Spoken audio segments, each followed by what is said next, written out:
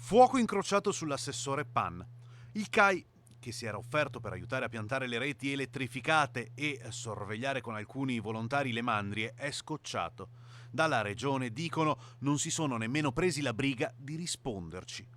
Ma è la politica in questo momento a dare le maggiori preoccupazioni al titolare di agricoltura, caccia e pesca, messo all'angolo dalla stessa maggioranza con Berlato che di fatto ha canalizzato il voto per uscire dal progetto Life Wolves Alp e ora nel mirino anche della minoranza perché i soldi finanziati dall'Europa potevano essere utilizzati per aiutare gli allevatori. Si rinuncia al progetto Wolf Alps, si rinuncia alle risorse europee messe a disposizione, si rinuncia ad affrontare il problema dando spazio alle facili strumentalizzazioni.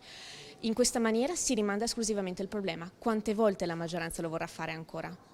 Anche Zanoni attacca a testa bassa. Non ci saranno più fondi per i cani pastori, non ci saranno più fondi per le recinzioni, ma la presenza del lupo resterà perché sono specie protette. Quindi la votazione della maggioranza oggi in Consiglio regionale vedrà come prime vittime proprio gli allevatori.